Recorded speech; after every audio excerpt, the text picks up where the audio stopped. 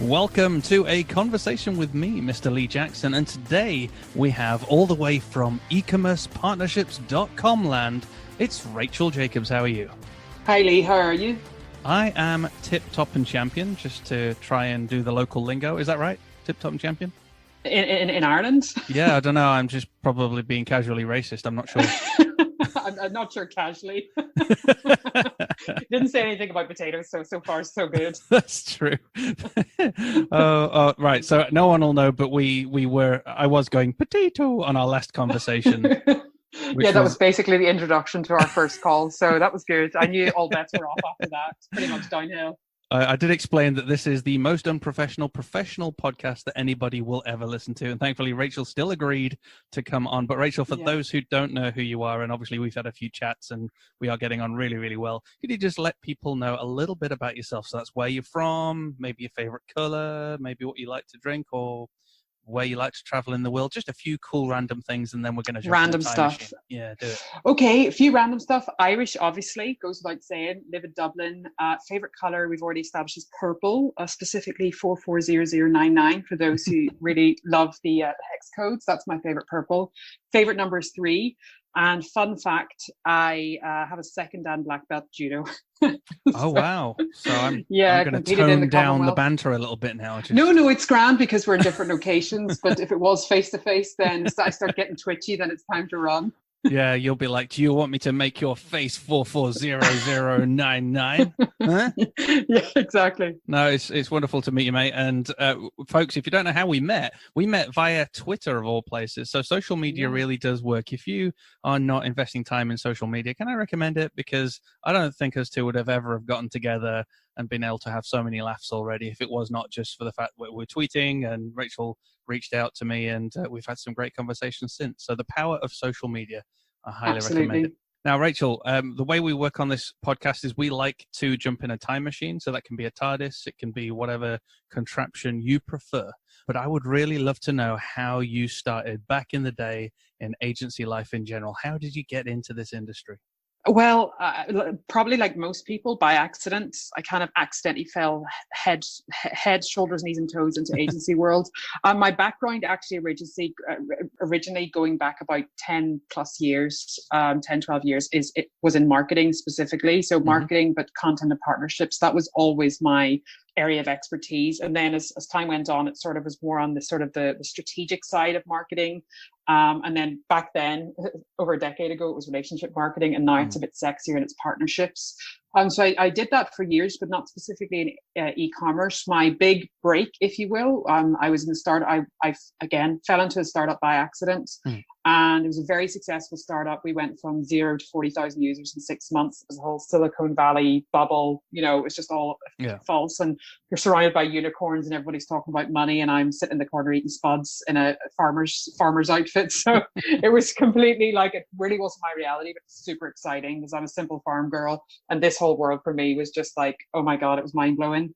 And it was then I realized that, you know, if you really, with, you know, being online and, you know, working with people on the other side of the world, if you want it, you can get it if you want it. And then I went into consulting. I fell into the blockchain world again by accident because I knew someone, but it was more on the growth marketing side of launching a blockchain technology. And I was working with a couple of blockchain technologies across Eastern Europe who are amazing at dev, but not really known for their more creative marketing side. So that's where I came in to help them with their messaging and their positioning and how they were, you know, targeting their ideal customer, figuring out how their ideal customer is. And then fast forward another couple of years, I then fell into e-commerce, but I was on the SaaS side of e-commerce. So content and partnerships, building out agency partnerships, doing strategic partnerships with the likes of Magento, Shopify, Wix, BigCommerce, people like that, and then working closely with agency partners for them to implement the technology solution. And it was at that stage then, I was working on a contract basis and doing contract work because it allowed me to kind of, you know, I've got a big appetite for food and also business and learning stuff. So I was able to work with a couple of different clients, one of which was an agency, Shopify Plus agency in London. And again, we just clicked. We were just very naughty, and you know, we had loads and loads of fun, and you know, we just had very similar mindsets. You want to have fun while you're working, but you want to do 100%. Well. So that's basically how I found an agency. And it was after, a long night at an event and a long night out. And then the next morning, you're just like, did I just agree to be COO of another company? And then the awkward conversation with my husband, the way I said I would never do that again. Yeah, I just did it again. I think I just signed another contract. So, but anyway, it was an amazing decision. I joined an agency and it was moving so quickly.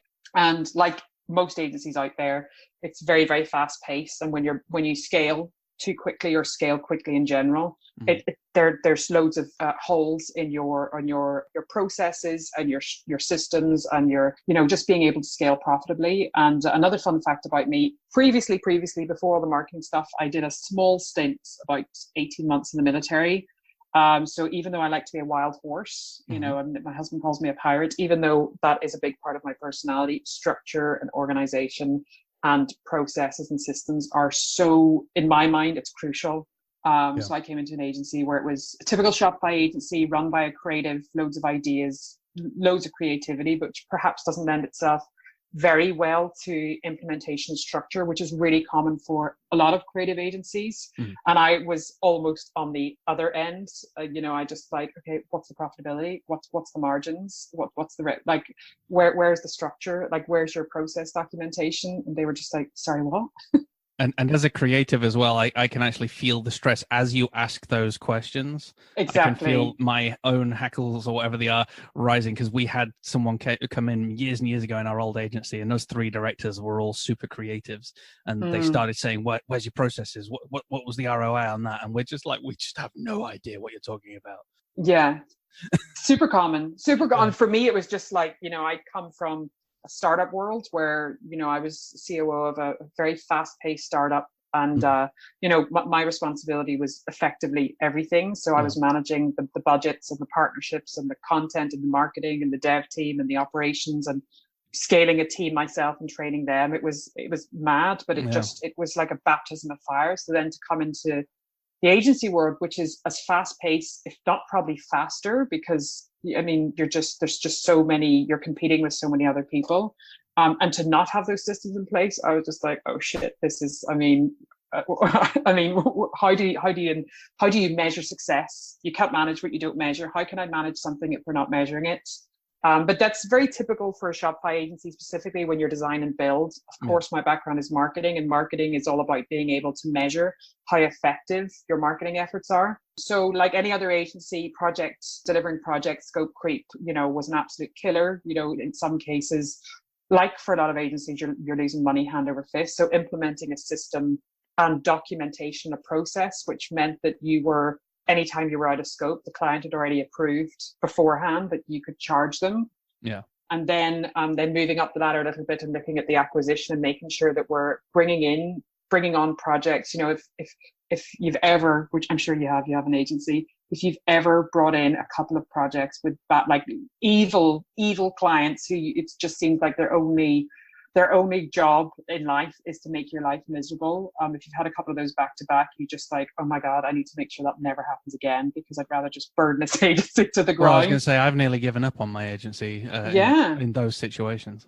Yeah, I've experienced a couple of really, really nasty, clearly very unhappy people, very nasty clients. And it really is. Running an agency is a very emotional thing. It's super passionate, and you have to be passionate about it in order to, get through the day sometimes. And when you have a couple of those clients who are just kicking you in the ass, it is very, very tough. So we had a couple of those, and I was just like, oh my God, it's not only the profitability, but dealing with assholes like that. So how do you put a sort of an acquisition process, automate some sort of, qualification of clients, and what does the sales deck look like, and who are you going after, and how are you targeting those people? And then moving further up the ladder then and looking at positioning and messaging, what does our messaging say about us? So I did those 3, and I thought, okay, yeah, I'm a bit of a pimp. I know this is brilliant. It's working pretty well. And then we were an agency that specialized in subscriptions. And then I suddenly thought to myself, I was like, hang on a sec. We have an agency here that we're working with subscription model, but we're project-based agency. We don't have any sort of subscription model ourselves. So that's when I started flirting with the idea of retention. Oh, so wait a minute. So you were supporting the subscriptions of your clients, you mean, but you were not Yes, taking them yourself. So you were project to project, and the clients, however, 100%. were doing the monthly subscription model. You're working with brands. I Hmm. remember working with one brand who was like, I think within 6 months they were doing 250K on subscription, and they were like $10-15 a pop. And Wow. within 6 months, and then I just kind of thought to myself, like, this is a bit shit. I mean, we're going from project to project, but we're not actually, that MRR is not Mm. there. It's like, it's really kind of demotivating when you're like chasing a project, gotta close the sale, gotta close the sale, and as soon as you close it, like, okay, on to the next one, right? Okay, the next one, and you Yep. don't really get a chance to get your head above water and be like, okay, let's, take the win, let's all celebrate, let's party, let's really enjoy this. It's literally like, okay, on to the next one, on to the next one, Yeah. because it's famine or feast. And that's how I mean, your agency is your team, and that's how you run your team. I just spoke to an agency this morning, a very successful agency, and they've had an amazing, amazing, amazing year in terms of profitability. Mm. But they're now going into November, and he said his entire team are so burnt out that he gave them all a week off, and he's now considering whether he should give them the rest of the year off and not do any more projects. But he's so worried that he's worked them into the ground so much with these huge projects that it could kill the agency. Yeah. Wow. And it's a real thing. So that's when I started flirting with the idea of retention. And of course, this is a design and build agency. My bread and butter is marketing. So there's obviously that disconnect in, the sexy stuff happens post launch. It's Hmm. not like the building and designing a website is grand, but I mean, cash in the bank, actual tangible, where you can say there's a direct ROI here, is post launch. So how I was able to convince the agency owner this was a good idea at first, that was the biggest challenge. And then on top of being a COO and scaling a team and dealing with clients and dealing with proposals and dealing with sales and also heading up partnerships, then putting time, evenings and weekends to build out what a sort of value-based, so not time and materials, value-based 12-month data-driven retainer looked like, very proactive retainer. So instead of clients saying, oh, would you fix that CTA, or oh, would you have a look at my shopping cart, or there's a bug here, it was like, this is what we're doing with you every single month. This is how we're measuring it. This is the deliverables that we're looking to achieve. These are the KPIs that you're going to be measuring us against. So it took me about 3 months to kind of do the convincing, build that model, and then fine tune it, and then train the team internally, then sit down with all the clients that we had that were all ad hoc. I was like really sick and tired. So this was kind of pre Black Friday, Cyber Monday. Yeah. And a lot of the merchants were coming to us and saying, I know it's like 4 days away, but can you give me 72,000 hours of work in these 4 days? And then 10 of them did it. And you were just like, sorry, why didn't you tell me this 6 weeks ago? Oh, I didn't know I needed it. And then you're like, well, I couldn't possibly deliver that now because we're doing projects. Mm. And then you lose the client. That was all going on at the same time. So I went and I met all the clients just after BFCM. And then I said to them, look, no more ad hoc. This is what it is. Very aggressive approach, obviously, much like my personality. This is what, if you're going to continue working with us, this is what it looks like. This is what your 12-month roadmap looks like. This is what the process is going to look like. You're either in or you're out. You're for me or against me. And of course, there was a couple of clients who went, oh shit, this is a bit too much for me, too much commitment. But the other clients actually took to it pretty well. So, you close then 10, 15 clients on a retainer within a quarter. We had boosted the agency MRR by just over 500%. And it just completely changed the agency to know that you've got more than 2-3 times your monthly overheads in the bank within the first 5 days of the month. And you haven't done anything. You haven't even lifted a finger, and you have that cash in the bank. You're not chasing projects. You're not trying to cover cash flow. You're not trying to move money around so you can then pay invoices and get salaries out, and just completely change the entire mindset. So of course, at that stage, then I realized I had a bit of a business model. So it was really time for me to think, okay, I can do this with this agency. What's next? And that's when e-commerce partnerships was born. So let me just understand this a little bit in my feeble brain. I am hearing that you were in an agency that was essentially feast and famine, and you were highlighting how demoralizing it can be that you are mid-project, but you've got no money in the bank or not much money in the bank, and you still got to put all this work out to get that project finished, to get that money in. It's not fun at all, and yet you were able to switch from that model retain most of your customers and get them over to a retainer model where at the beginning of every month, you already knew you had your operating costs in the bank, so you didn't have to stress and freak out. You could just simply carry on looking after your clients, giving them your best, and presumably also finding new clients as well to add to that. Is that a good summation of what you were saying? Yeah, and I think more importantly as well, because cash in the bank, of course, is critical. But the more I work with agencies now, you realize once you get, the agencies I work with, getting cash in the bank, building a retainer model, getting cash flow in is, I know this makes me sound like an arsehole, but whatever. It's not that difficult. Yeah. What I find is beyond that is it's about the team, and it's about how the team fits into that. So one of my agency clients that I worked with, within 6 weeks of working together, they had, I think it was just over 300K over a 12-month period, because they signed 3 or 4 contracts. Within 6 weeks, 300K on retainer for the year. But then what I realized, the team were completely out of the loop. So not only by building a retainer model are you covering overheads, you have predictability with your team. There's nothing worse than, especially for developers, because they're sort of, very single focused. There's nothing worse than them having to bounce around from one project, one client, one website to another. Whereas if you have, this is what the next quarter looks like, this is what the tasks look like, this is what you're working towards, this is an iterative approach to the work you did last month, you're now following on from that. It's so much better for the team. It's so much better for morale, just that predictability of tasks, of work. And if you've done something for one client who, for example, is a subscription client, then you can take that. Maybe it took you 10 hours and you can do it with your next subscription client, and it only takes you 5 hours. So your profitability is just growing. So it's bigger than just cash in the bank. Clearly, I'm very excited about retention models. So I'm now intrigued at this point. So I'm looking, and I have many clients who are that kind of project to project setup. They will have the brief of a website. Hey, can you build us this website? There might be, say, a 20 or a 30K budget. I am the one of the partners that agency will go to for the build, so I'll be getting the small build element. But how can that agency who's got this 20K, 30K website project convert that project into something that's a retainer model, as opposed to just simply exchanging time for money? Here's 20K, build me a website, which is what agency owners are just so used to doing and probably don't know any other way of doing it. Absolutely. I mean, I think that comes down to your sales process. I mean, if a brand is coming to you and they say, okay, I've got 20K to drop on a website, I want to redesign. Really, the onus is on you as an agency to really figure out, well, why are you looking for a redesign? Oh, is it because you haven't done one for 2 years? Or, I mean, what's the reason? What agency owners, what people who are in sales should be doing is they always, if somebody comes to them with a sizable project, if somebody's coming to you for a bit of theme customization, it's a couple of grand, it's completely different kettle of fish. Yeah. They should be on a retainer if they're looking for that kind of work. That's another topic. But a project type of work, what they should be doing is getting access to the analytics and saying, okay, so why are you actually looking for a redesign of the website? The reason is that your conversion rates have dropped, or let's just say, for example, your traffic is increased, but the conversions are low, or your mobile traffic is overtaking the desktop traffic and your conversions they're not comparable. Or maybe it's a case that your email marketing is not driving as much as the revenue. So really the onus is in the agency, and that's why agencies close deals, by rather than saying, okay, what are your requirements? Oh yeah, I would like a slideshow here, and I want this kind of product page, and I want this style of shopping cart, and I want CTA buttons that are sticky, and I want it mobile optimized. Okay, that's like surface level. But really what you need to be doing with a brand, or what an agency should be doing, is sort of getting under the hood.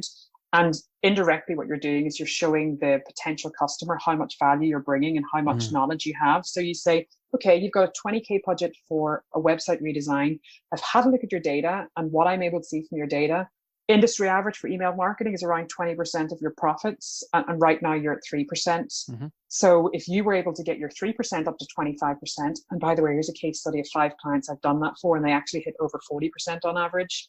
But if you're able to move from 3% to 25%, did you know that that's an extra 250 or 400 grand a year? And as soon as you start talking turkey, that's when brands really listen. And it's like, so is it worth you spending 20 grand on a redesign, or is it worth looking at where your immediate low-hanging fruit is? And that's where your immediate low-hanging fruit. And to make it even more sexy, if you're an agency and you can do that, if you can pick out, there's only about 5 different key metrics where the low-hanging fruit are. It's not that complicated. If you can really pick those out, and whether it's the bounce rate or the conversion rate or their email marketing or their PPC, for example, And you can pinpoint those and say, okay, email, if you got this to industry averages, it's 400 grand. If you got your conversion rate to industry average, it's another 200. And then this one is an extra. So you're actually leaving over $1 million on the table right now. So do you want to spend 20 grand on a facelift of your website, or do you want to fix your $1 million problem? And of course, the brand is going to be like, I would like an extra $1 million, please. And that's when you move. I just had a vision of you mic dropping at that point, by the way. Yeah, Mike, just walk out of the room. Call me. Find me on Twitter, works for everyone else.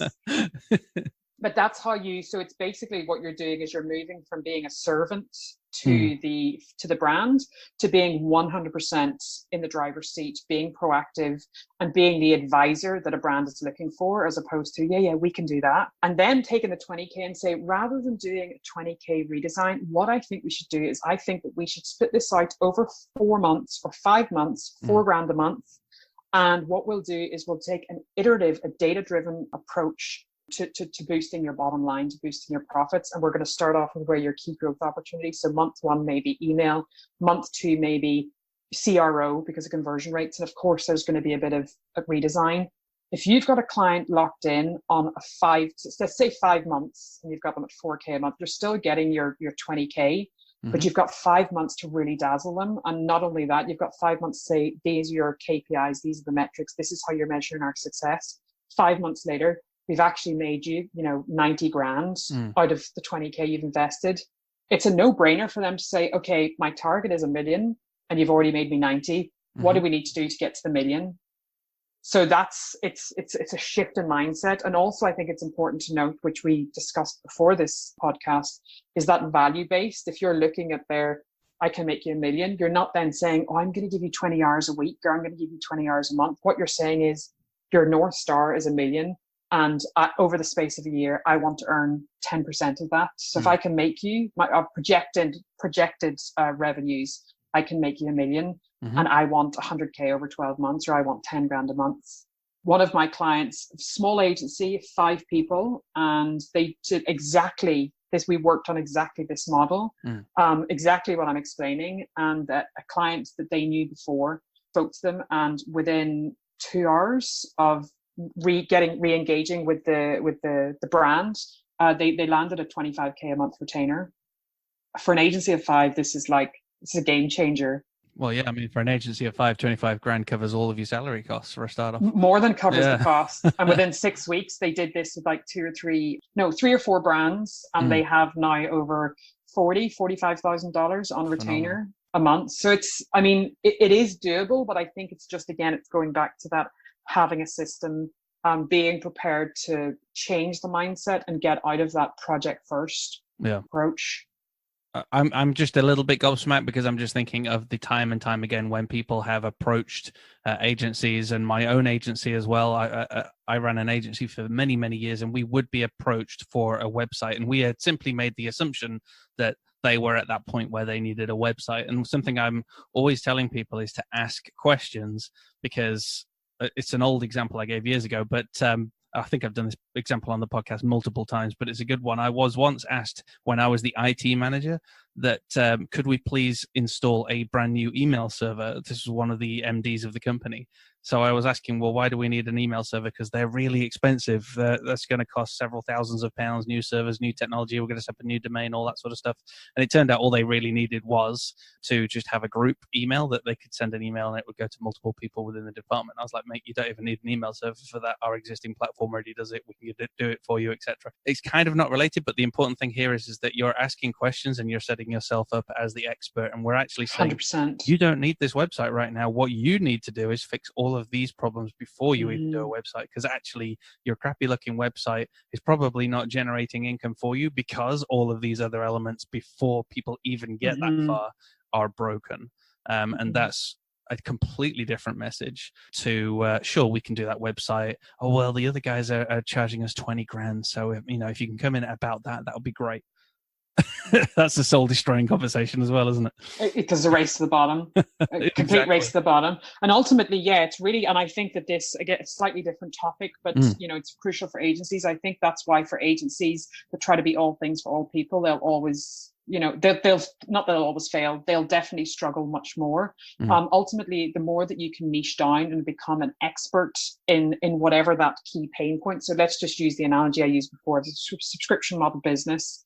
The more that you immerse yourself in that world, you can already anticipate every time a prospect comes to you who's a subscription model business, you can already anticipate what their pain points are going to be. So they might come to you and say, yeah, I want you to tweak this element of the subscription solution I'm using. Shopify World Recharge is the best. So let's just say I need this recharge. I've launched this new feature and, I want you to implement it.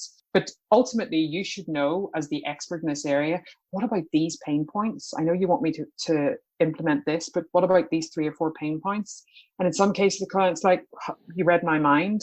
And what you're doing is then from the get-go, you're positioning yourself as this brand looks, you're like, these guys are a safe pair of hands. Yeah. Kind of like that, you're positioning yourself a bit like Sherlock Holmes and Dr. Watson. The brand is Sherlock Holmes. They're the superstar. They're the superhero. But you're Dr. Watson, who's in the background and keeping things ticking over. But the more you niche down, the more you empower your agency to be the go-to expert and then really understand not only the pain points, but what the likely solutions are. So one of the common methods for an agency would be to do a discovery session. And a lot of the times that would also be a paid discovery session. So because they're giving the value of their expertise about the platform that needs to be built. I think, and correct me if I'm wrong, that what you're saying is potentially you're doing a free discovery session at this point where you're actually getting under the hood of how their business works. You're not actually talking about the thing they've come to you for you to build. You're actually saying, well, before we talk about that, let's look at the data. Let's look at this, and this, and then we can then present back to you. Is that what you're saying? So this would be I wouldn't say free consultancy, or no, I wouldn't say a free discovery session, because that is very naughty, even for someone like me. I would say a very, very high level. Again, this depends on how you can niche down. You should be able to template this, but again, if you're an expert in subscription, you know that there's 3 or 4 pain points. So when you're on your initial, as long as the lead is qualified before they get on the call, there's no point wasting time on calls with people who haven't qualified what their requirements, what their budget is, what their timeline. Once they're qualified, you basically turn your initial discovery call, the first call that you have with a prospect, into a mini sort of audit in that session. So it's any proper discovery on the back of it, absolutely 100% should be paid. Because that's your expertise. You're not the expression they say, why buy the cow when you can get the milk for free? Like, of course you should be charging them for it. Any sort of documentation, any time that's going in, but the general sort of high level stuff, whether it's your email marketing, your conversion rates, you can even, in some cases, some of my agency clients, they actually go on do screen shares, because some brands are like, I'm not going to give you my analytics. Okay, fine. Let's do a screen share. Click here. What does that look like? Oh, I can see your conversion rate is 1.7. Did you know the industry average is 2.8 or 3.4 or whatever? No, I had no idea. I've been too busy in my business at trying to sell products. So I have no idea. So that mini audit is essentially the final structure you're going to use on your initial call to pre-qualify. You've already got this pre-qualified lead, but you then want to take them through this templated mini audit to find out, do we have access to all of the following information that's going to help me help them? Help me close a deal. Yeah.